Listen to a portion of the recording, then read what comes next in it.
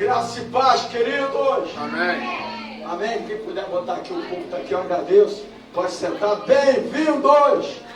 Shalom. Quinto dia dessa festa do Senhor, festa dos tabernáculos. Domingo, segunda, terça, quarta, quinta, já tem sexta, sábado. E no domingo, oitavo dia, Santa Convocação. Tem sido assim noite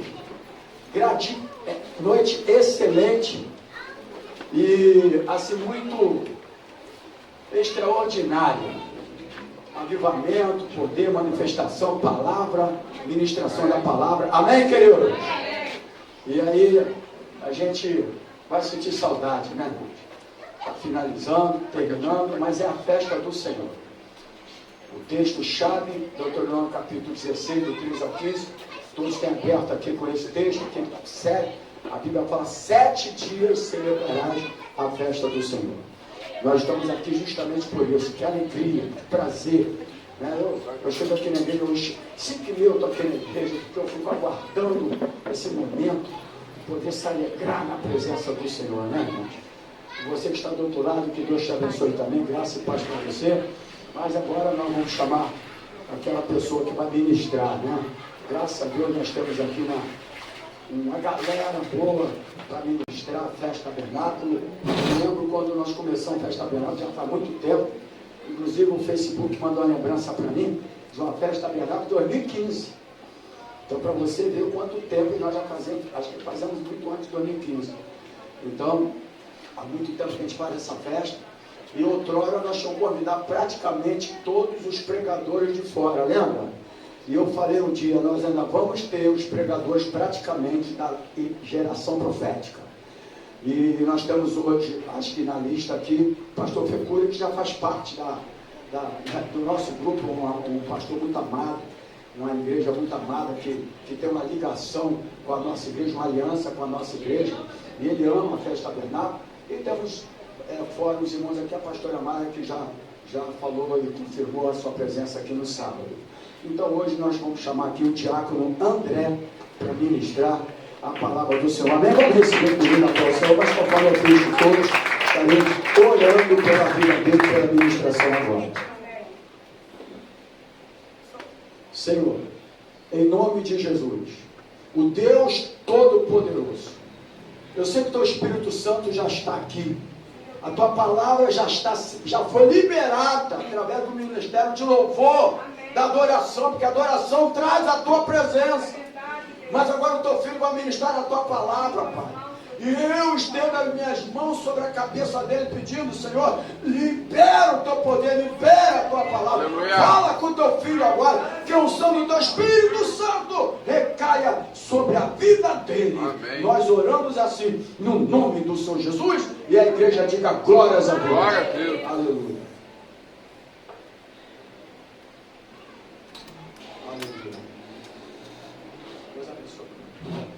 As paz, amém? Amém. Glória a Deus. Mais um ano de muita responsabilidade, a gente ser mensageiro da palavra de Deus.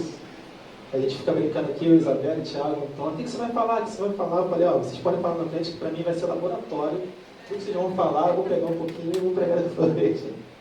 Aí esse é o primeiro, não é tão bom, mas ele vai dando revelação ao longo da semana, a gente vai ouvir todo mundo ministrar. E isso vai enriquecendo aquilo que a gente tem pensado, o Espírito Santo vai enriquecendo a palavra, vai falando nos nossos corações durante a semana.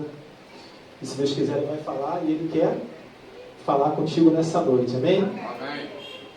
O tema da mensagem, já para você anotar aí, é tabernáculos, cuidado de Deus, escudo, entre parênteses, escudo e proteção. Então, tabernáculos é tempo de cuidado de Deus. E eu quero te convidar a abrir a Bíblia no livro de Neemias.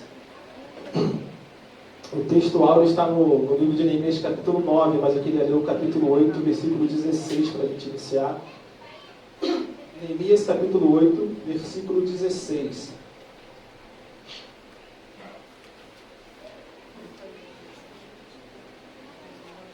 Amém? Todos acharam Neemias? Está antes de Esther, antes de Jó. 8. Vamos ler o 16, mas o texto principal a gente vai ler depois a partir do capítulo 9. como está quase alguns na mesma página aí, eu vou só virar uma página, se for o caso. Neemias 8,16 diz assim: Saiu, pois, o povo, e de tudo trouxeram e fizeram para si cabanas, cada um no seu terraço e nos seus pátios, e nos átrios da casa de Deus, e na praça da porta das águas, e na praça da porta de Efraim. E toda a congregação dos que voltaram do cativeiro fez cabanas e habitou nas cabanas, porque nunca fizeram ali aos olhos de Israel, desde os dias de Josué, filho de Num, até aquele dia, e houve muito grande alegria. Amém?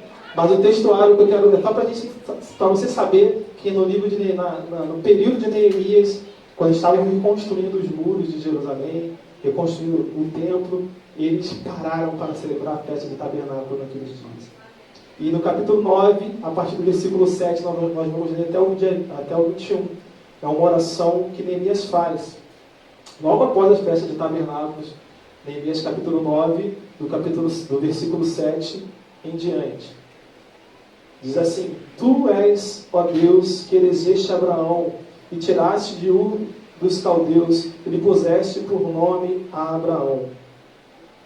Olha isso, E achaste seu coração fiel perante a ti, e fizeste um concerto com eles, que daria a terra dos cananeus, dos heteus, dos jebuseus, e dos fariseus, e dos jebuseus, novamente, não errado, e dos girgazeus, para dares a sua semente, e confirmaste as tuas palavras, porquanto é justo. Versículo 9. E viste a aflição dos nossos pais no Egito, e ouviste o seu clamor junto ao mar vermelho, e mostraste sinais e prodígios a Faraó, e a todos os seus servos, e a todo o povo da sua terra, porque soubeste que soberbamente te trataram. Assim te adquiriste o nome, como hoje se vê. E o mar fendeste perante eles, e passaram por meio do mar em seco, e lançaste os perseguidores nas profundezas, como uma pedra nas águas violentas. E os guiastes de dia por uma coluna de nuvem, e de noite por uma coluna de fogo, para os alumiares no caminho por onde haviam de ir. E sobre o monte Sinai desceste, e falaste com eles desde os céus, e deste juízos retos e leis verdadeiras, estatutos e mandamentos bons. O teu santo sábado fizestes lhes conhecer, e preceitos e estatutos, e lhes mandastes pelo ministério de Moisés, teu servo. O pão do céu lhes deste na sua fonte, e água da rocha lhe produziste na sua sede. E lhes disseste que entrassem para possuírem a terra pela qual alçaste a tua mão, que lhes havia de dar. Porém eles, nossos pais, se houveram soberbamente, endureceram a sua cerviz, e não deram ouvidos aos teus mandamentos. E recusaram ouvir-te, e não se lembraram das tuas maravilhas que lhes fizeste. Endureceram a sua cerviz, e na sua rebelião levantaram um chefe, a fim de voltarem para a sua servidão. Porém tu, ó Deus, perdoador, clemente e misericordioso, tardio em irar-te, e grande beneficência, tu não os desamparaste. Ainda, mesmo como eles fizeram para si um bezerro de fundição e disseram: Este é o teu Deus, que te tirou do Egito, e cometeram grandes blasfêmias. Todavia, tu, pela multidão das tuas misericórdias, os não deixaste no deserto. A coluna de nuvem nunca deles se apartou de dia para guiar-os para o caminho, nem a coluna de fogo de noite para os alumiar e mostrar o caminho por onde haviam de ir. E deste um bom espírito para ensinar, e o teu maná não retiraste da sua boca, e águas lhe deste na sua sede. Desse modo, os sustentaste 40 anos no deserto. Falta nenhuma tiveram, e as suas vestes não envelheceram, e os seus pés não se incharam. Amém? Até aqui eu queria fazer mais uma oração, não discordando do pastor, mas pedindo sim que o Espírito Santo, ó Deus, fale conosco nesse momento, que a tua luz, que a tua graça seja revelada a nós, para que possamos nos lembrar dos teus feitos e entender que o Senhor é um Deus que cuida daqueles a quem ama, um Deus que é zelador dos seus filhos, que guarda os teus mandamentos e é fiel a todos eles. Fala conosco na tua palavra, nós te agradecemos em nome de Jesus. Amém. Aleluia. Tabernáculo, cuidado de Deus. Templo de cuidado de Deus. O período meio que contemporâneo, né, de Esther, Esdras e Neemias Foi um período que o povo de Israel eles estavam no cativeiro do Império Medo-Persa, né? Dos reis Ataxerxes, Daríos. E houve um certo momento na história, e pelo que a gente estuda e lê, a gente entende que foi o rei Dario, o rei Assuero, né? Tem vários nomes na história. Na Bíblia a gente conhece ele no livro de Esther como o rei Assuero. A gente entende que em certo momento foi liberado ao povo de Israel que voltasse à sua terra para reerguer os muros, reerguer o templo. Começou lá com o Asa, na verdade, antes do rei Assuero, o seu avô, se não me engano, ele autorizou que Esdras voltasse à terra prometida e reconstruísse o templo, para que o povo voltasse a adorar a Deus, deu ordens para que o povo adorasse a Deus, devolveu os utensílios do templo do Senhor para que eles pudessem restaurar a adoração. Houve muita resistência dos povos vizinhos, porque o povo de Israel era um povo famoso naquela terra. Era um povo, e os seus inimigos sabiam que o povo de Israel, que a nação de Israel era uma nação escolhida por Deus. E se eles voltassem para a adoração ao Senhor, grandes coisas Deus faria no meio deles. Então, os inimigos, os nossos inimigos, eles temem que nós estejamos firmes na presença de Deus. Porque à medida que nós adoramos, à medida que nós servimos, à medida que nós estamos fiéis ao Senhor, grandes coisas faz o Senhor no nosso meio, na nossa vida, na nossa casa, nos nossos familiares, em tudo que nós toquemos a mão para fazer. Deus abençoa. Os nossos inimigos, o nosso inimigo, ele teme isso. Por isso ele tenta em todo tempo impedir a sua e a minha adoração. Esdras começou a construir o templo, houve resistência, e o descendente do primeiro rei mandou que parassem as obras, eles voltassem para esqueci o nome da capital lá da Síria, não é da Síria, né, do Império Persa. Voltaram para lá e parou a obra. Mas aí Deus levantou o rei Assuero, Dario, por toda aquela história que você conhece de Esther, que um demoniado se levantou para destruir o povo de Israel. Houve um homem chamado Mardoqueu que se levantou junto com a sua sobrinha Esther, e junto eles conseguiram, buscando a presença de Deus, unindo o povo em jejum, em oração, fazer com que aquela trama, com que aquele laço do diabo fosse quebrado. Houve grande festa e celebração, e tempos depois, surge Neemias, que era mordomo do rei, servindo ao rei, no seu coração triste, porque os muros de Jerusalém estavam destruídos, o templo ainda não estava terminado, e o rei se compadece dele, ele fala com o rei, conversa, o rei autoriza que eles voltassem para Jerusalém, para construir o templo, para reconstruir o templo. E Neemias, também ao chegar lá, ele ficou muito preocupado, não apenas com o templo, porque o templo estava sendo levantado, havia toda uma obra para ser feita, e ainda havia muitos resistentes, muitas pessoas querendo atrapalhar a obra, querendo impedir com que a obra fosse feita e realizada. Mas Neemias começou a rodear a cidade, ele começou a ver que os muros estavam caídos, os portões estavam queimados, e ele se preocupou em restaurar os muros, em restaurar aquilo que era a proteção da cidade santa. Porque talvez você não saiba, mas Davi, ele escolheu Jerusalém, lógico que por um propósito de Deus, mas porque ele já tinha visto que Jerusalém era uma cidade fortificada. E ele, quando ele invadiu e tomou aquelas terras, ele praticamente já tinha uma cidadela com fortalezas para se proteger, e ali ele estabeleceu a adoração ao Senhor e tudo aquilo que nós conhecemos. Mas os muros estavam quebrados, os portões estavam queimados, e Neemias começou a restaurar tudo aquilo ali. E houve um certo momento, que é no capítulo 8, que nós estamos lendo, Neemias ele foi otorgado como governador de Jerusalém para gerir aquilo tudo. E é engraçado que tem um momento que Neemias fala que ele voltou para Jerusalém para tratar com o rei algumas coisas, e quando ele voltou, a bagunça já estava instaurada. O povo de Israel começou a se misturar com os povos estranhos da época, e começaram tinham dois homens lá, que eram Tobias e Sanbalate, né? Que estavam tentando atrapalhar a obra, e já começaram a fazer um puxadinho dentro do templo para Tobias ficar lá com as coisas dele, e Neemias, quando volta, ele acaba com aquela bagunça, ele acaba com aquela impureza, porque o propósito de Deus é que quando você volta a adorar, é que você volte com a sua adoração pura e santa e genuína, que você volte ao primeiro amor e volte a adorar a Ele. Só que o povo voltou e começou a chegar lá e começou a se misturar com as coisas profanas, aquilo que Deus não aprovava. Neemias teve que fazer toda uma purificação de novo, uma limpeza, chamou um povo para fazer votos e cumprir. Olha, vocês foram chamados para servir, não para se misturar. Vocês estão casando com as mulheres estranhas, estão tendo filhos com essas mulheres. Vocês estão trazendo maldição para a casa do Senhor. Ele fez todo um conselho. E tem um certo momento, quando o povo já estava começando a buscar, ele começou a trazer agora a leitura e a busca da palavra, o conhecimento da palavra. Ele chamou Esdras, que era um escriba, para começar a ler a palavra. E eles lendo a palavra, eles viram, olha, tem aqui a festa dos tabernáculos. E se você ler o texto que nós lemos, ela não era celebrada desde os tempos de Josué. Olha quantos séculos o povo estava sem celebrar.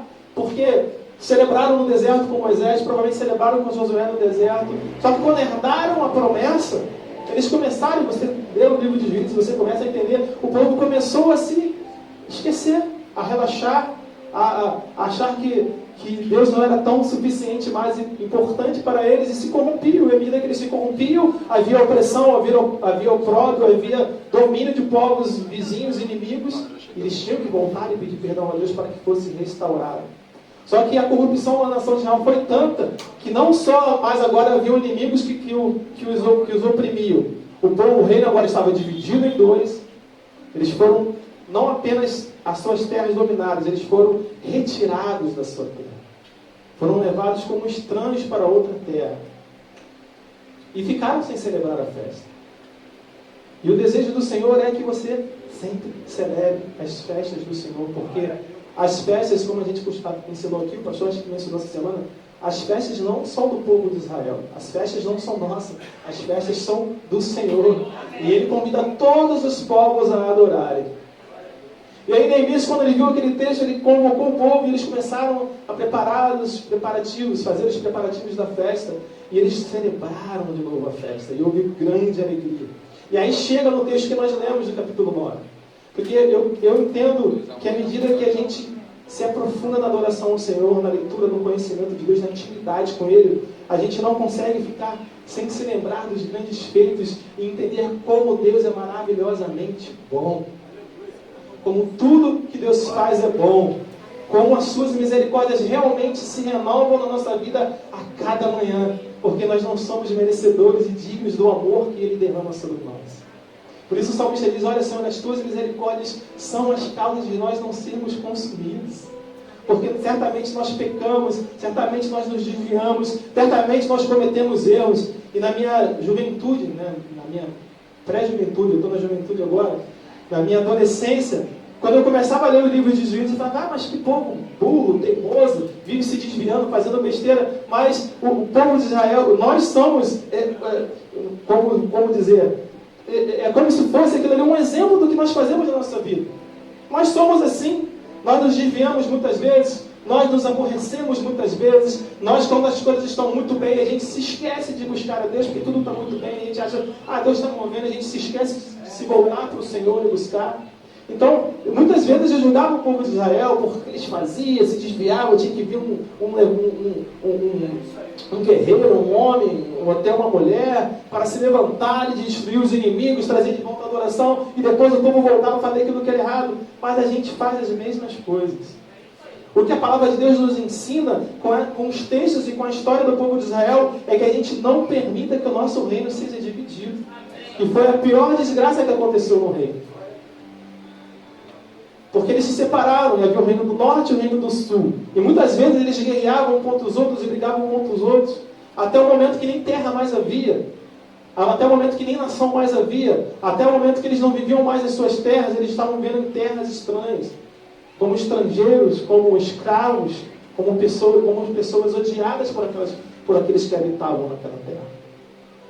Mas o grande mistério, e Neemias vem falar isso aqui nesse trecho, nessa oração que ele faz, é que ainda assim o Senhor, Ele é misericordioso, bondoso, infinito em retidão e justiça, e Ele não abandona o seu povo. Nós nos abandonamos a Ele, nós nos desviamos, mas toda vez que você se arrepender e voltar, clamar por graça, por misericórdia, Ele é misericordioso para derramar sobre a tua vida.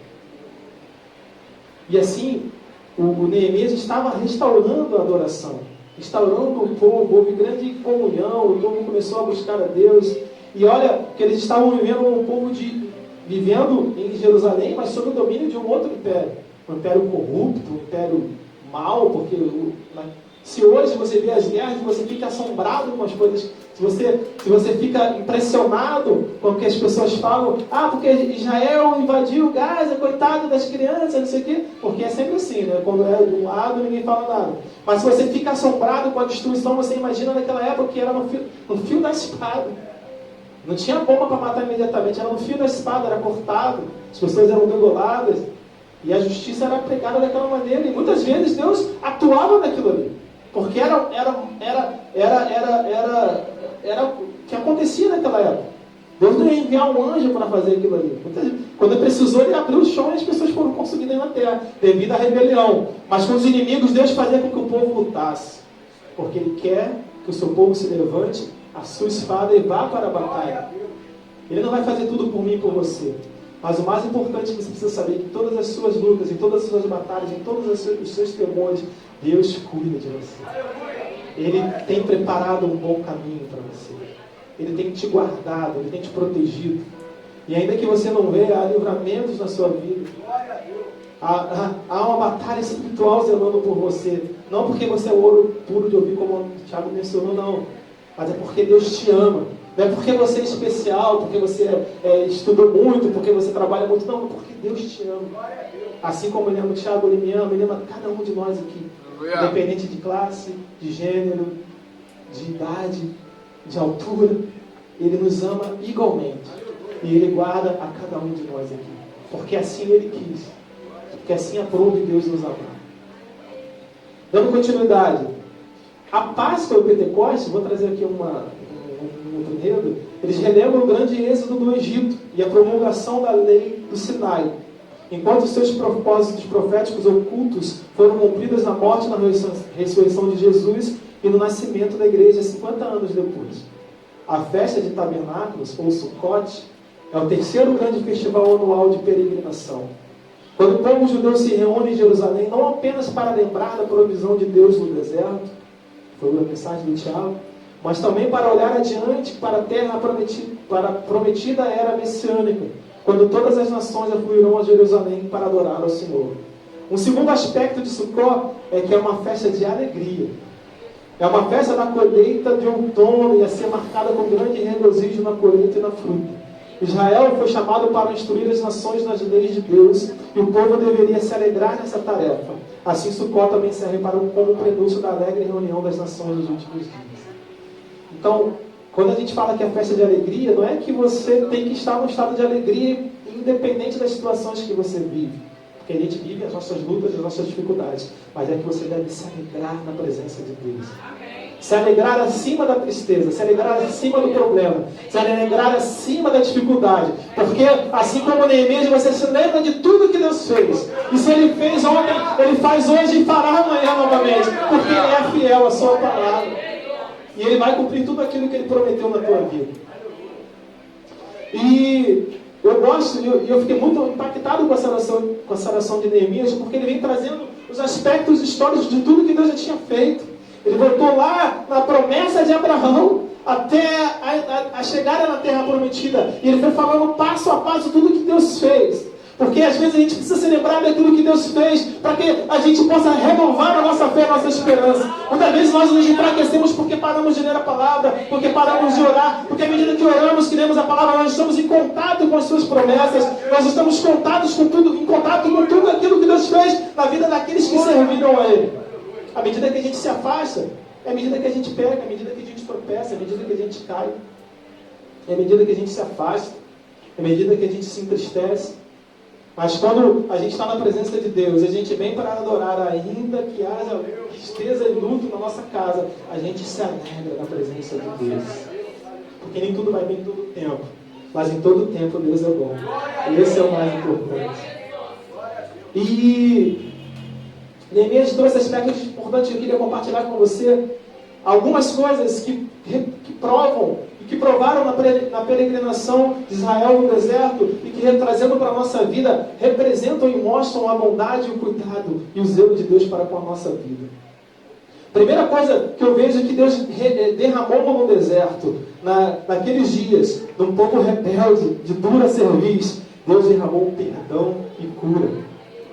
A Bíblia fala em Números capítulo 21, que o povo de Israel começou a murmurar quando saiu da terra do Egito, e começou a falar com Moisés: olha, por que você nos tiraste dessa terra? Lá no Egito, a gente comia de graça das carnes, dos bois, a gente se fartava. Eu não consigo entender como é que um povo que trabalhava, sei lá, 20, 15 horas por dia, debaixo de chicote, de opressão, como é que esse povo pode dizer que ele comia de graça? Porque ele está passando por uma dificuldade agora.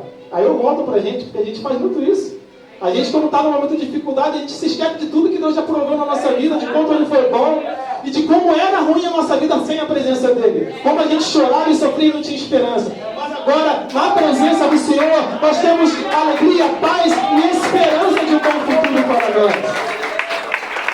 E a palavra diz que Deus liberou serpentes no meio daquele povo, e as pessoas eram picadas e começaram a morrer, a ficar doentes. E aí eles começaram a clamar a Moisés: Moisés, salva-nos, nós vamos morrer.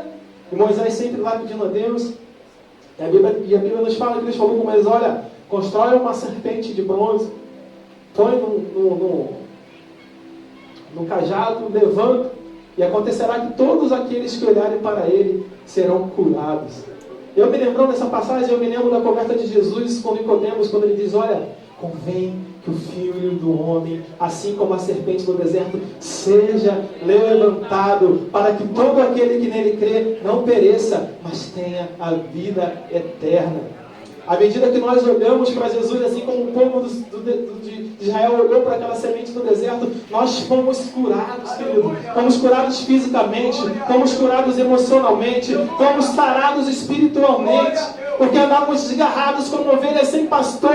Mas a palavra de Deus diz que nós ouvimos a voz do bom pastor, porque o Senhor disse: aqueles que são as minhas ovelhas, eles ouvem a minha voz e me seguem. Quando o Filho do Homem foi levantado à madeira, a palavra de Deus diz que ele atraiu a muitos.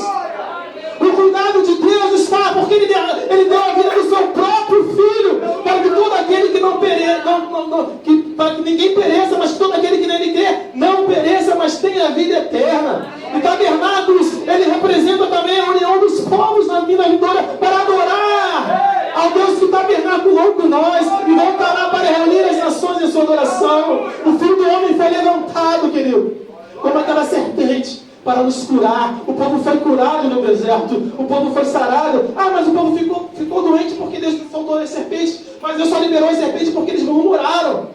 E quanto mais a gente murmura, mais de problema a gente traz para a nossa vida. Eu nunca vi ninguém resolver problema reclamando. A gente resolve o problema agindo. E a gente que é cristão, a gente resolve o problema agindo e confiando em Deus, agindo e colocando diante de Deus, agindo e pedindo a Deus direção. À medida que a gente reclama, que a gente se afasta, que a gente se aborrece, a gente traz para nós problemas. E muitas vezes podem ser doenças, porque existem doenças que os estudiosos dizem que são psicossomáticas, que são trazidas por problemas emocionais, por depressão, por ansiedade, por diversos outros problemas. Porque nos últimos dias a gente tem visto uma igreja e uma geração de crentes. Eu não vou nem falar do mundo fora, eu vou falar da igreja, porque a palavra de Deus, como o pastor nos ensina, foi escrita e preparada por Deus para nós. Nós vivemos numa geração que está voltada para o hoje, para o imediato, para aquilo que vai conquistar hoje. A gente tem visto jovens que hoje não querem mais se casar, a juventude hoje não quer mais se casar. Se você conversar com um jovem na igreja de 19, 20 anos, ele não quer se casar, não quer constituir família. Aí depois, quando chega com 30 anos, fica desesperado, 40 anos, fica desesperado, porque não preparou a sua vida, não buscou uma companheira, um companheiro. A gente tem visto jovens que têm ido em busca de realizações materiais. Hoje só se fala em conquistar, hoje só se fala em destravar o código, só se fala isso hoje. Você tem que trabalhar muito, você tem que fazer aquilo. Ontem, esses dias, eu estava vendo um garoto de 13 anos querendo ensinar as pessoas a empreender. Não, porque você... Caraca, esse garoto não saiu nem das fraldas ainda. Aí estão colocando a juventude cada vez mais jovem para que eles ensinem os mais velhos a conquistar as coisas que eles têm mais experiência. Aí tem um menino falando: por que eu vou estudar matemática? Por que eu vou estudar física? Porque eu preciso aprender a investir, a conquistar meu primeiro milhão. Garoto, tu não sabe nem contar 1 mais 1 ainda. Então a gente tem visto uma geração cada vez mais imediatista. As pessoas estão buscando cada vez mais ter as coisas mais rápido, querer ficar rico, querer ter bens materiais. E à medida que o mundo vai mostrando para elas que nem tudo é cor de rosa, né?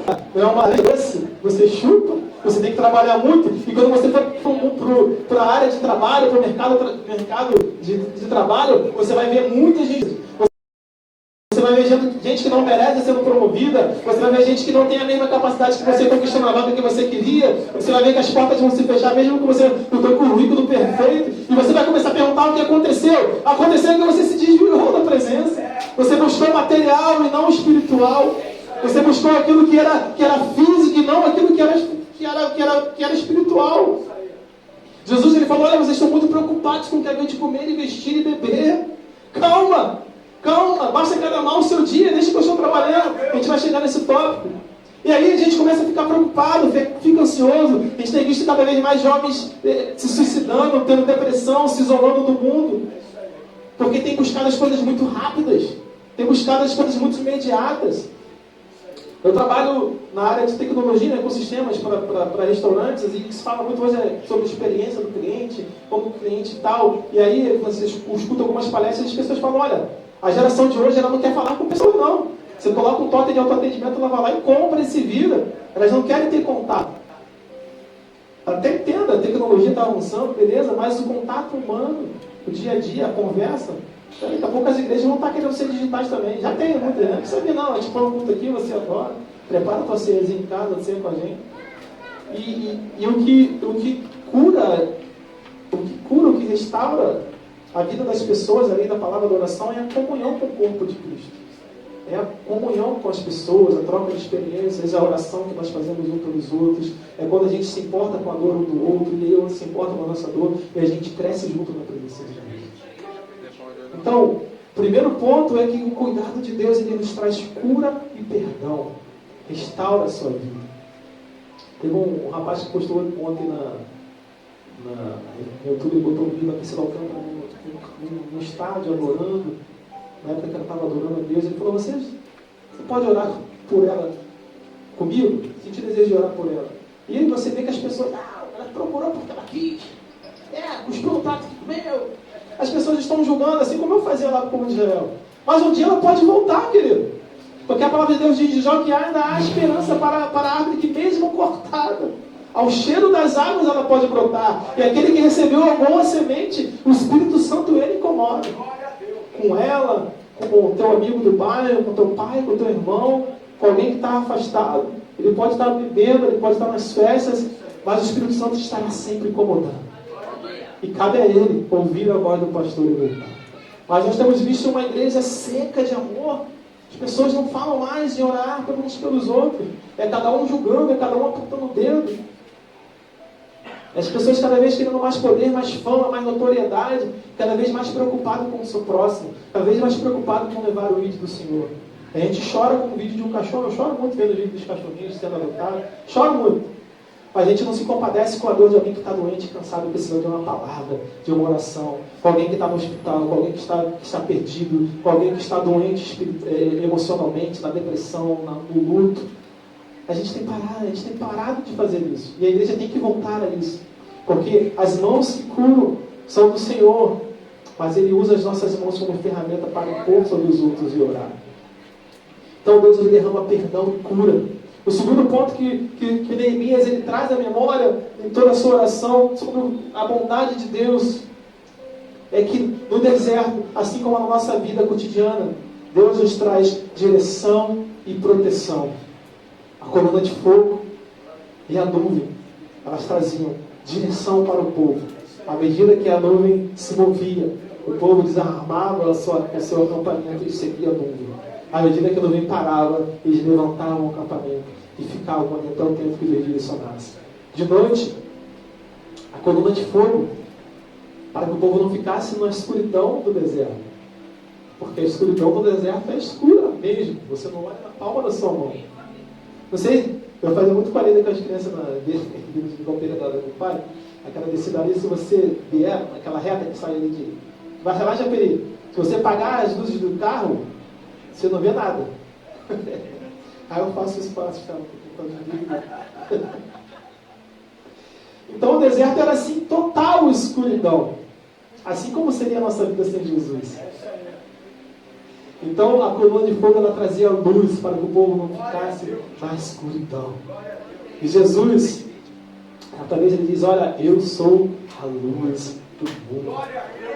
Por que eu estou trazendo Jesus para a história? Por que eu estou trazendo as palavras de Jesus? Porque todas as coisas apontam para Ele. Nós acabamos de cantar que é Ele. Para Ele, por meio dele são todas as coisas. Todas as festas apontam para Ele.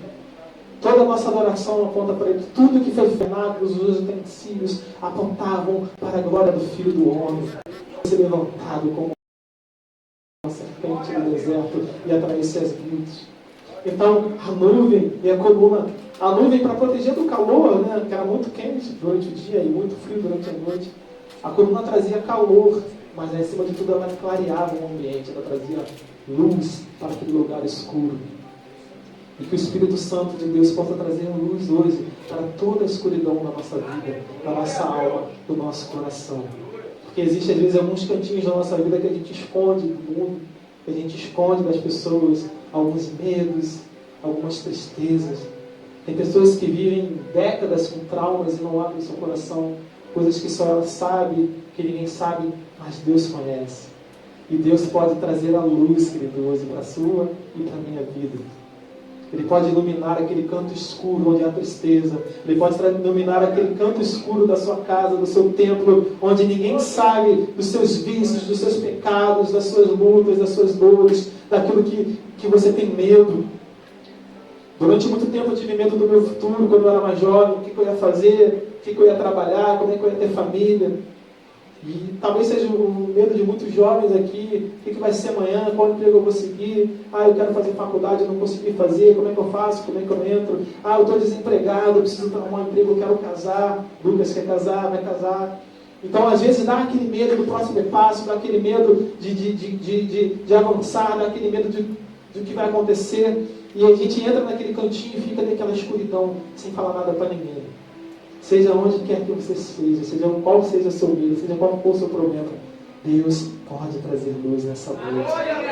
Assim como havia luz no deserto, o povo não ficava na escuridão do frio, Deus pode trazer a luz, porque Ele é a luz, e aqueles que andam na luz não andam nas trevas. Nele, se eu não me engano, o apóstolo João, na primeira ou na segunda João, ele diz que Deus é a luz, e nele não há trevas. E se andemos na luz, como Ele na luz está, temos comunhão, será um nosso coração para a glória de Deus Pai. Vamos andar na luz juntos, queridos, que um ajude o outro. A Bíblia diz que não se esconde uma vela, se põe embaixo da mesa, ela tem que ficar acima para iluminar. E às vezes a luz que é em mim, a graça que é em mim, a sabedoria que é em mim, a unção que é em mim, vai te ajudar a você sair da sua escuridão. E a luz que é em você, a graça que é em você, a sabedoria que é em você, o amor que é em você, a paciência que é em você, vai ajudar a curar e evitar a escuridão da minha vida e trazer luz. Porque assim caminhamos juntos para a graça de Deus. Porque Deus é bom e Ele cuida de cada um de nós. Terceiro ponto, na peregrinação do deserto do povo, Neemias lembrou, é assim como é na nossa vida. Jesus, Ele é o nosso alimento diário. Vem de encontro com a palavra do Tiago sobre provisão. Mas eu quero trazer para cuidado agora. Por isso que eu falei que foi um laboratório a pregação de cada um.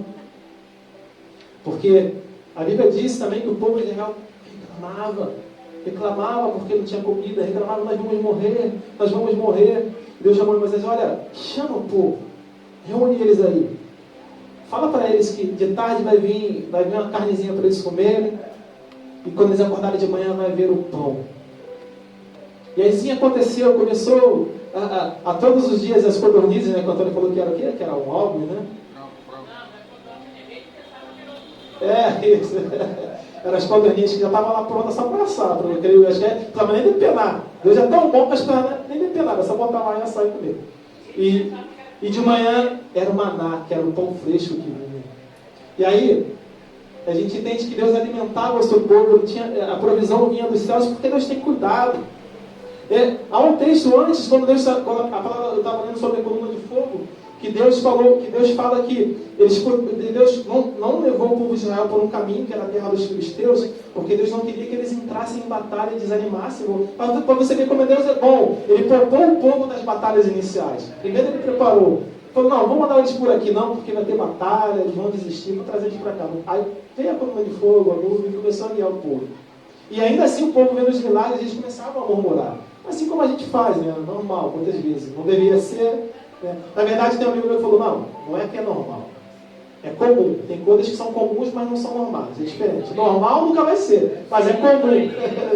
Então a gente tem que parar de normalizar as coisas. Né? Então as coisas são comuns, não são normais. Não é normal a gente ficar reclamando de Deus mesmo depois de tudo que Deus faz na nossa vida, mas a gente reclama. Então não normalize o pecado. E Deus mandava o pão todos os dias. Acordava de manhã, estava lá que a pastora ministrou, que era o maná, que traduzindo significa o que é isso. E Jesus, anos depois, ele diz, olha, porque o povo também ele tinha feito a administração e o povo começou a questionar, Senhor, como é que nós vamos saber que tu és Deus? Olha, o povo de Israel comeu o maná do deserto. Deus falou, olha, Moisés deu o pão. O pão verdadeiro é aquele que Deus dá. Eu sou o pão da vida. E aquele que vem a mim não terá fome. Quem crê em mim nunca terá sede. Porque Deus dava o pão, que era maná, Deus dava os codornizes e Deus dava a água que brotava da pedra. Jesus diz, olha, eu sou o pão da vida. E aí eu comecei a pensar, caramba, Deus é tão tremendo, Deus alimentava o povo, e Deus hoje nos alimenta com a sua palavra. E eu começo a lembrar dos momentos que Jesus fazia os milagres, de quando que ele acalmou o mar, não sei o que, tal, cala-te vento, acalma-te o mar, acalmou a tempestade, e os discípulos falavam, mas quem é este? O que é isso? Quem é esse pão que desce do céu? Quem é este? Tem tudo a ver com a palavra. O maná, o próprio Jesus, ele era o maná que desceu do céu para alimentar o seu povo, a ponto que eles não sabiam descrevê-lo. Quem é este que até no mar, o vento ele acalma? Quem é este que diz à natureza, para tudo, e ela para? Quem é este que diz ao morto, levanta, e ele levanta? Quem é este que diz ao cego, enxerga, e esse passa a enxergar? Quem é este? O salmista ele diz, olha, ele não vai a porta das vossas cabeças para que entre o Rei da Glória. Quem é este Rei da Glória? Quem é este maná? Quem é este pão? Quem é esse que nos alimenta? Quem é esse que sacia a nossa sede? O nosso Deus é infinitamente bom em todo o tempo, querido. Assim como ele alimentou o povo no deserto, ele nos alimenta hoje com a sua palavra. E a palavra diz que ele é a palavra, porque o verbo se fez carne e ele tabernaculou entre nós. É tudo sobre ele, é tudo para ele. O cuidado de Deus está em todas as coisas, em todos os momentos. A gente só precisa entender e confiar, e não normalizar o pecado, a dor, a reclamação, e confiar que ele é bom em todo o tempo. Era um cântico famoso em Jerusalém, porque Deus é bom e a sua benignidade dura para sempre. Eles cantavam no momento de alegria, eles cantavam nos momentos de lutas, porque Deus é bom e a sua benignidade dura para sempre. Eles entendiam isso. Mesmo nos momentos de dificuldade, quando o rei Josafá se envolveu numa briga que não era dele, e trouxe perseguição e luta para ele, quando ele resolveu buscar a presença de Deus, que Deus falou para eles adorarem, e eles adoraram com isso. Porque Deus é bom, o seu amor, porque a sua benignidade dura para sempre. Quarto ponto, que mostra o cuidado de Deus para com o seu povo. Neemias 9:21, ele diz, no final do que nós lemos, que Deus zelou pelo seu povo, à medida, na verdade eu botei versículo certo, 21, você que estava errado. Diz que 40 anos no deserto, falta nenhuma tiveram, e as suas vestes não envelheceram, e os seus pés não se incharam. Se você olhar para a sua vida, para os momentos de mais dificuldades que você passou, eu passei por muitos na minha vida, e talvez você esteja passando agora. E o pastor sempre fala isso, olha, você não deixa de tomar o seu café da manhã, você não deixa de almoçar, você não deixa de ter uma roupa para se vestir, por mais que você esteja em lutas. Isso mostra o zelo e o cuidado de Deus. Tem pessoas que são desempregadas, e você vê que elas conseguem estar na igreja, conseguem estar buscando, conseguem ter as suas coisas, porque Deus zela, porque Deus guarda, porque Deus protege o seu povo, porque é Ele que nos veste, é Ele que nos alimenta, é Ele quem nos guarda. E Jesus ele falou assim, trazendo para Jesus mais uma vez, ele diz, olha, quanto ao bestiário, por que andais solícitos? Olhai para os lírios do campo, como eles crescem, não trabalham nem fiam. E eu vos digo que nem mesmo Salomão em toda a sua glória se vestiu como qualquer um deles.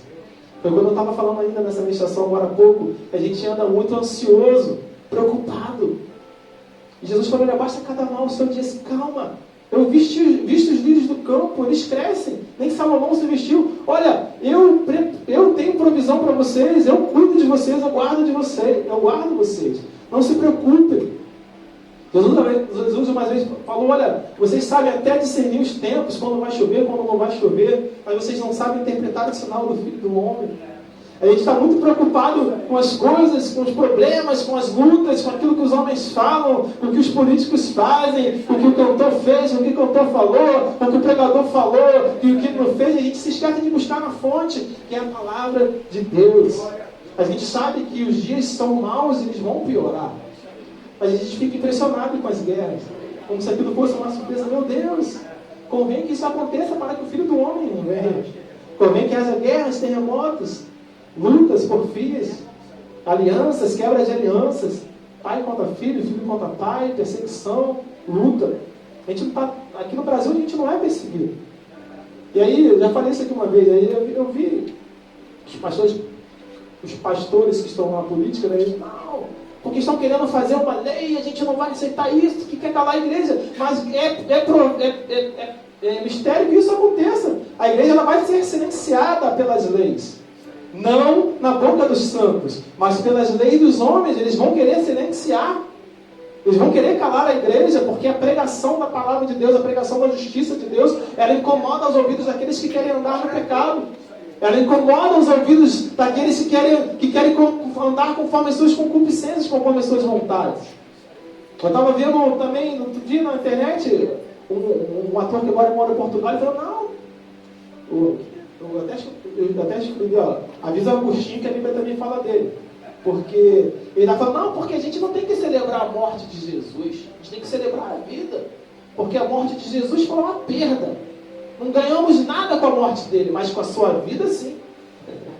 Mas é a morte de Cristo que nos traz a vida, o seu sacrifício nos traz a paz, pelas suas feridas nós fomos sarados. E ele se esquece que no terceiro dia o nosso Jesus, ele ressuscitou, ficou entre o povo durante algum tempo e foi assentado aos céus. E é um salmo que diz que o Senhor subiu entre os aplausos, ele foi adorado e celebrado pelos anjos. Porque o mundo, ele quer negar a verdade de Cristo. O mundo ele quer negar aquilo que nós entendemos como ser a verdade. E eles querem trazer as suas filosofias sutis para dizer, não, mas Jesus era bom, não merecia morrer. E aqueles que não leem a palavra, que vão para a igreja, que não oram, que não buscam, que amam segundo os conselhos das pessoas que falam o que ele quer ouvir, como o comediante que diz, olha, você briga comigo por causa de Jesus, mas você não lê a palavra, você não lê a sua regra de fé, porque você diz que é muito grande, e o problema é o comediante fazendo piada. E aí aqueles que são fracos, eles vão nessas sutilezas. Como já existem alguns pastores querendo mudar os textos bíblicos, querendo reinterpretar a Bíblia para agradar alguns, para agradar uma classe, para agradar uma minoria. Atualizar. E Jesus, em muitos momentos, teve um momento que ele falou para os seus discípulos, olha, se você tem uma espada, embainha ela. Se você não tem, vá lá e compra. Porque ele sabia que a palavra de Deus estaria perseguição e luta. E ele falou, olha, vocês vão ser açoitados, vocês vão ser perseguidos pela minha palavra, vão prender vocês, vão bater em vocês, vão acorrentar vocês. Mas não se preocupem, se vocês estão preocupados que vão se esquecer, eu vos farei lembrar, o Espírito Santo vos fará lembrar de tudo que há de ser dito naquela hora. Mas aquele que não está preparado, ele é enganado, porque a gente está preocupado com o que vai vestir, a gente está preocupado com o salário, a gente está preocupado com o carro que a gente quer comprar, com a casa que a gente quer comprar. Não que essas coisas não sejam legais de conquistar aqui na Terra. A gente quer ter uma coisa de carro, uma roupa melhor, se vestir melhor, fazer um implante capilar. A gente quer. Mas não é isso que move a nossa vida, a nossa fé. A gente quer seguir na presença de Deus, porque o mais importa para nós é ter a graça do Senhor sobre nós. É acordar pela manhã e saber, hoje eu posso falar para Deus, Ele vai me ouvir. Existem pessoas que estão na escuridão da sua alma, querido. A gente falou dos nossos cantinhos escuros que a gente tem, mas existem pessoas que estão em tremenda escuridão, que não conhecem a luz de Cristo. Essa noite, ontem, mais um artista, um cantor de uma banda famosa, não sei se é americana, mas é uma banda jovem, pulou de um prédio e se suicidou. porque conquistam as coisas, conquistam tudo, mas existe um vazio na sua alma que 31 anos, que só o Espírito Santo pode preencher. Só a palavra de Deus, só a coluna de fogo para trazer vida em meio à escuridão, trazer luz em meio à escuridão. E a gente muitas vezes vai na direção dessa filosofia de vida, seguindo conceitos mundanos, conceitos humanos, conceitos filosóficos, sendo iludido por essas palavras sutis que muitas vezes usam a palavra de Deus e deturpam ela para dizer que ela não é mais suficiente, para dizer que houve erro na interpretação, que os originais não querem dizer isso. Depois de séculos e séculos, eles querem mudar aquilo que Deus fez. Mas Deus continua sendo bom. Eu quero concluir essa palavra, porque a gente fala muito do povo de Israel, e é um povo que nós amamos, aprendemos a amar aqui com os pastores nos ensinando. A gente acompanha as notícias, a gente acompanha as situações, e a gente sabe que há uma promessa em Zacarias que diz que todas as nações irão para Jerusalém adorar ao Senhor. Então a gente precisa ficar atento a tudo que acontece lá. A gente precisa ficar atento com o cuidado que Deus tem com o seu povo desde séculos dos séculos. A palavra de Deus diz que em todas as gerações nunca se viu um Deus que trabalha por aqueles que nele confiam. Eu quero trazer para você uma breve história para você ver como Deus, quando Ele guarda de verdade. Eu fiz essa pesquisa essa noite. A história de Deus começou com Israel, a gente acabou de falar, a gente começou aqui em Neemias. Foi o primeiro exílio do povo de Israel, pelo povo assírio. Eles ficaram de 733 a.C. até 586 a.C., 136 anos, sob o governo assírio, até que veio Nabucodonosor, conquistou a terra, levou os utensílios do templo, separou o povo. Se eu não me engano, no domínio assírio eles não foram levados em cativeiro. Foi mais a partir de Nabucodonosor, acho que a pastora pode me corrigir se for o caso. O reino babilônico durou 48 anos. Sim. Durou 48 anos. Nabucodonosor profanou o templo do Senhor, destruiu o templo, deixou tudo destruído, foi Neemias que reconstruiu. Até que veio o domínio persa em 539 a.C. Por decreto do rei Ciro, eles voltaram para Jerusalém para reconstruir. Nós lemos aqui e contamos um pouco da história. Esse domínio foram os três maiores impérios que houve sobre a terra. Foi o Medo-Persa, foi o grego e foi o romano. O Medo-Persa o domínio sobre Israel durou 207 anos. Houve até algum tempo de que eles toleravam o povo de Jerusalém. Mas aí veio o domínio grego em 332 a.C., que foi através do Alexandre o Grande, né? Ele conquistou a Judéia, e houveram algumas rebeliões naquela época. Você já ouviu falar de Macabeus? Houve uma batalha onde eles conseguiram conquistar Jerusalém, e houve uma tolerância para que eles ficassem lá. Jerusalém chegou a se tornar um território independente. Quem só teve, né? Sim.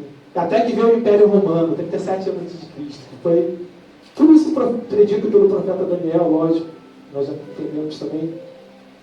E foi o governo mais cruel que houve sobre a face da terra. Foi o governo, o Império Romano, que instituiu a condenação por crucificação. Eles crucificavam os rebeldes, os seus inimigos, e os punham para que todos pudessem vir como eles eram cruéis e maus. Por isso que houve aquela briga quando teve aquele filme da Paixão de Cristo, né? O judeu não crê ainda que Jesus é o Messias. O católico estava lá, usurpou um pouco, né, da história. E aí quando eu não, mas quem matou Jesus foi os judeus ou foi o romano? Não sei o que, mas eu entendo o seguinte: quando o povo estava lá, crucifica, a gente sente que estava na festa da Páscoa, e à medida que havia umas festas, o povo peregrinava para Jerusalém para adorar. E havia judeus da Europa, havia judeus do Oriente Médio, da Ásia, da África, eles se reuniam. E à medida que o povo se reúne, você está reunindo povos de todas as nações, uma miscigenação de pessoas. Então não foi nenhum judeu, não foi nenhum romano, aprove a Deus que Jesus morresse no madeiro e ressuscitasse. Mas essa condenação ela cabe a cada um de nós, representado por aquele povo que estava lá gritando crucifixo, porque ele morreu pelos nossos pecados, pelas suas pisaduras nós fomos sarados, mas o castigo era para nós, a condenação era para nós. Jesus veio para nos salvar. Então não se preocupe com essa polêmica.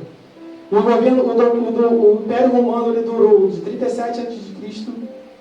até 313 depois de Cristo, que aí é o período que a gente fala da grande diáspora do povo judeu. Porque o Império Romano ele literalmente expulsou os judeus de sua terra. Porque eles se revoltaram, se rebelaram, tentaram lutar por independência. E o povo romano ele expulsou. Você deve ter escutado em algum lugar, principalmente nos últimos dias, se fala sobre a polêmica da Palestina com Jerusalém, porque os palestinos nunca tiveram terra. O Roma que chamou aquela região de Palestina, Judéia, judaica, alguma coisa desse tipo, eu não me lembro o termo agora. E aí, eles foram expulsos, mas o mais importante, que mesmo eles sendo expulsos da tua terra, sempre houveram judeus lá. Sempre houveram pessoas remanescentes que ficavam na terra. Eram perseguidos, eram oprimidos, eram maltratados, mas estavam lá. O povo judeu sempre esteve lá. E aí o povo judeu começou a se espalhar pela terra. Para você entender o cuidado de Deus com o seu povo. Porque eles se espalharam por várias regiões do mundo, mas eles não esqueceram dos mandamentos do Senhor. Eles guardaram os preceitos do Senhor, eles guardaram o sábado, guardaram os rituais, guardaram os cultos, e Deus manteve a sua promessa de sempre guardar por eles. De 313 até 636, já na nossa era pós-Cristo, né? Após Cristo, estão tentando até mudar isso, agora era comum, agora não é mais depois de Cristo, eles querem mudar para era comum, já estão nos estudos catedráticos, agora não se fala antes e depois de Cristo. Antes da era comum e pós era comum. Então eles querem tirar, por isso que eu estou falando. E aí o Império Bizantino durou 313 anos no ar, não se fala muito sobre o opróbrio deles sobre o povo judeu. E depois em 1909, durou de 636 até 1099, já no nosso ano, né? Em 1099 até 1291, vieram a dominação dos cruzados. Você já viu os filmes sobre as cruzadas, que foram aqueles que, em nome de Deus, matavam as pessoas e tomavam os territórios.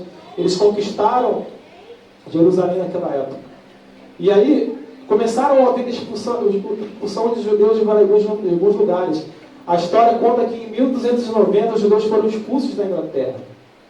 O povo de Israel, ele nunca foi aceito, porque ele sempre foi diferente. Há um texto de Moisés que Deus fala para Moisés: olha, esse povo está pecando muito, vai, a terra está prometida, mas eu não vou com você não.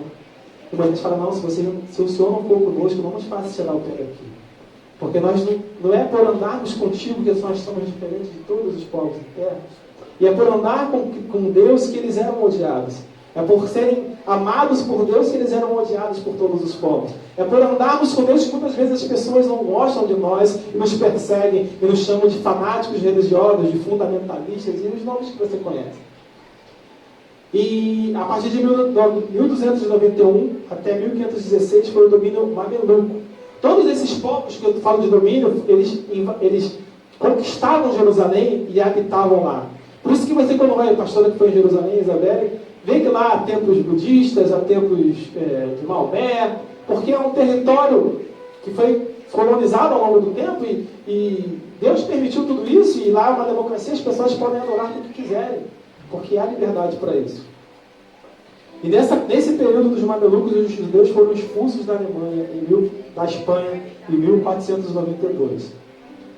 E em 1517 a 1917 foi o domínio otomano, que hoje é uma região da Turquia, em alguns países da Ásia ali. Foi um império muito grande que dominou.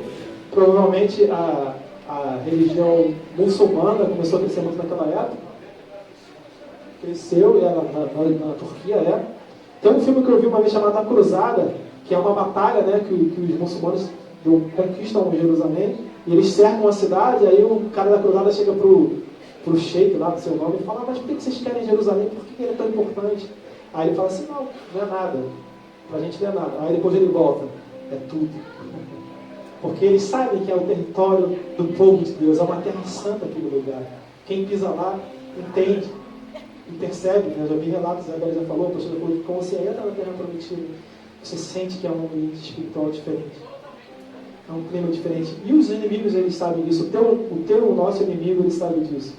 E por fim, em 1918, o Império Britânico conquistou. E aí, começa a grande crise, porque o Império Britânico ele prometeu que ia devolver a terra para os judeus.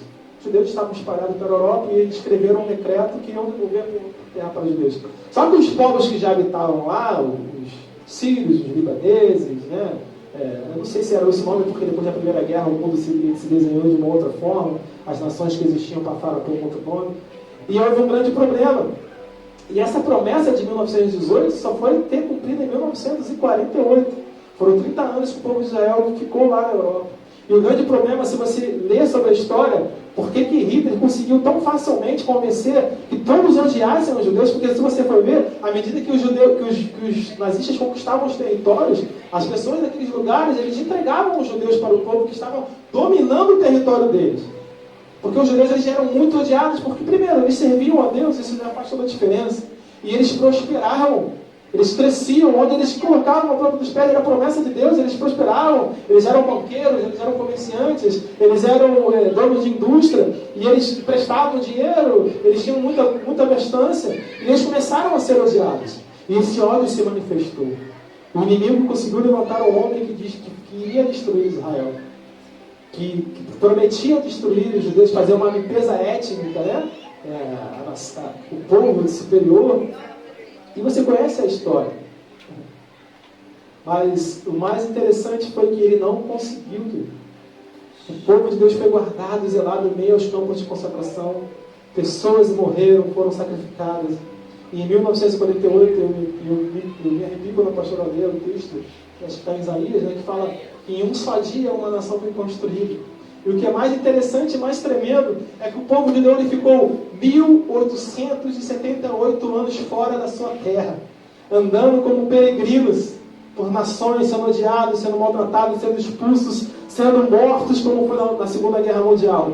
1878 anos, mas em um só dia, por uma palavra, por uma promessa, toda a nação voltou a existir, e eles estão até hoje lá enfrentando os seus inimigos. Então, para concluir essa mensagem, para que você possa entender o cuidado de Deus para a sua vida, querido, não importa quantos dias, quantos anos, quanto tempo você tem sofrido e passado dificuldades, não importa se você tem promessas que não foram cumpridas, você aguarda no Senhor e você chora, não importa se amanhã para você parece distante, se você não tem perspectiva de futuro, Deus cuida e zela por você, e num só dia Ele pode mudar toda a sua história, porque Deus tem cuidado pelo seu povo. Ele guardou o povo de Israel 1878 anos, andando sem nação, um povo que não tinha mais identidade, eram os judeus alemães, eram os judeus italianos, eram os judeus russos, eles andavam. E Deus, num só dia, por uma promessa escrita em Isaías, se a pastora quiser ler, pode ler, amém? Eu amo essa palavra. Isaías 66, 8. Quem jamais ouviu tal coisa? Quem viu coisa semelhante a essa? Poderia nascer na terra uma nação num só dia? Nasceria uma nação de uma só vez? Mas Sião esteve de parto e já deu à luz aos seus filhos. Isso aconteceu em 24 de maio de 1948. Amém, 1948. Eu nem fiz a conta errada. Se a gente começar lá no livro de Neemias, são muito mais de 1878 anos que o povo ficou oprimido e perseguido até que eles tivessem a sua terra devolvida por direito e por promessa de Deus, querido. Então, repetindo, concluindo essa mensagem, eu queria convidar o pessoal do louvor para a gente estar adorando o Senhor. Não importa o tempo. Para muitas pessoas, as coisas acontecem rápido. Tem pessoas que conquistam rápido. Tem pessoas que se casam rápido. Tem pessoas que conquistam o emprego rápido. Tem pessoas que são curadas rápido. Tem pessoas que acontecem muito imediato. Mas tem pessoas que levam algum tempo de amadurecimento, de confiança em Deus, de adoração, de busca. Não que quem conquista mais rápido não adore e não sirva. Mas Deus tem tempo para tudo debaixo da terra. E o mais importante, não importa quanto tempo passa, a promessa continua de fé. Deus continua tendo cuidado de vós. Há um texto em Filipenses que eu tinha separado aqui. Aleluia. Aleluia. Não sei se eu apaguei. Filipenses capítulo 4, se eu não me engano. Aleluia. Deus suprirá todas as suas necessidades. Filipenses 4:19 e 20 diz que o meu Deus suprirá todas as necessidades de vocês, de acordo com suas gloriosas riquezas em Cristo. A Deus, nosso Pai, seja glória pelos séculos dos séculos. Ele suprirá as suas necessidades. Pastor Fecúlio pregou na segunda-feira sobre a peregrinação, sobre o povo no deserto, mais ou menos o que eu falei hoje. O Tiago pregou sobre a provisão de Deus, como Deus provê o seu povo das frutas que eram comidas. O Antônio, ele pregou sobre as águas que purificam, que curam, que saram. Tudo isso demonstra o cuidado, o amor que Deus tem com o seu povo. O amor, o cuidado, o zelo que Deus tem conosco, querido. Ele nos veste, Ele nos alimenta, Ele nos protege, Ele nos cura, Ele nos perdoa. Ele é o Deus que sara, que restaura. Repetindo a palavra de Jó, a esperança para a árvore cortada, porque o cheiro das águas ela pode brotar e reviver. Eu não sei se você veio triste para essa festa, embora seja uma festa de alegria, mas é uma palavra de esperança para você. Entenda que Deus está cuidando de você em todos os momentos, em todos os detalhes. Ele sabe a hora que você acorda, Ele sabe os seus pensamentos da madrugada, Ele sabe aquilo que você chora quando ninguém está vendo, Ele sabe aquilo que você pede, Ele conhece os seus desejos, Ele sabe os seus medos e as suas incertezas, mas a palavra de Deus é: Ele cuida de você. Tabernáculos é tempo do cuidado de Deus para a sua vida. Confie, querido, adore, querido, adore o Senhor e creia. Você encontrou abrigo e proteção na presença de Deus. E você está bem guardado por aquele que te prometeu e fez a promessa. Aleluia. Vamos adorar o Senhor. Aleluia. Aleluia. Achei o amor que não me deixa só. Achei a alegria que é maior. Achei descanso pro meu coração. Achei abrigo e libertação. Nossa libertação. Aleluia. Aleluia. Descobri proteção acima da razão. Em ti eu posso confiar.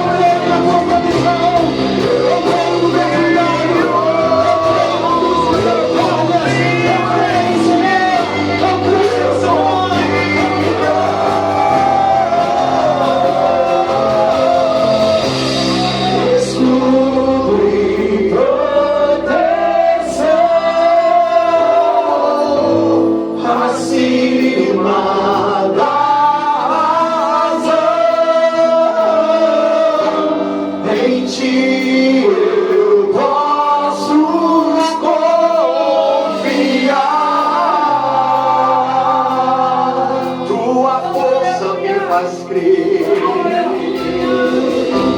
Tua força me faz crer,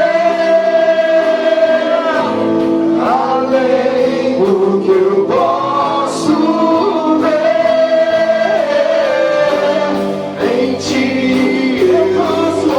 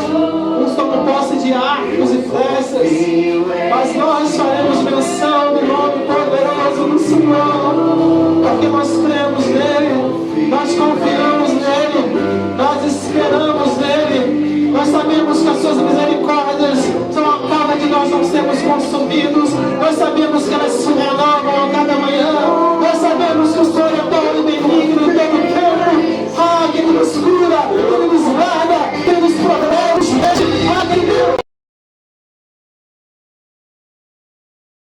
para nós, para aqueles que amam, para aqueles que esperam nele, nós confiamos nos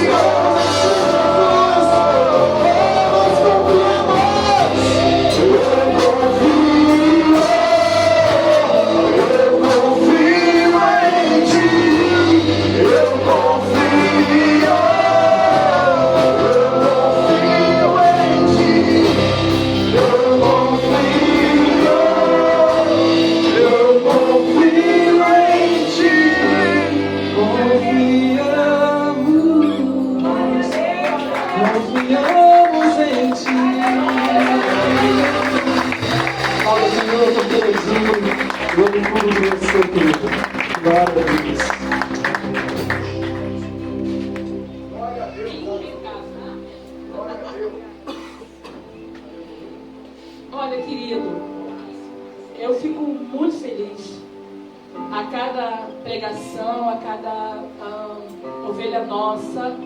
Eu estou falando dos nossos porque somos pastores aqui. A cada ovelha nossa que sobe nesse altar e de maneira irretocável tem trazido uma palavra vinda do trono. André hoje trouxe uma...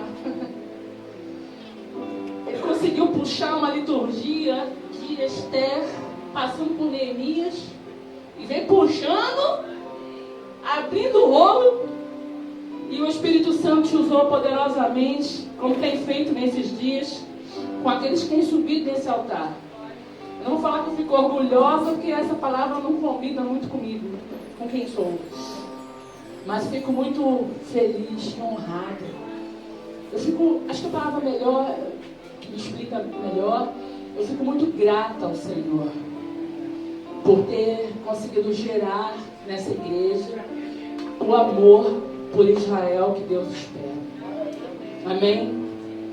Eu já vou orar, mas eu já até compartilhei isso no grupo, conversando com o pastor, foi o pastor Feculi até, ele conversando comigo, ele falou: pastor, fala uma coisa para você, as pessoas que olham para a sua igreja, eles acham que a sua igreja é rica, você sabia? Aí eu ri, comecei a rir. Ele falou: porque sua igreja rica consegue fazer uma festa e durar 7 dias. Eu falei: amado, você não tem noção. A gente se vira do avesso para fazer a festa do Senhor. A gente paga aluguel, amado. A gente não é rico, não. A gente é rico da graça de Deus.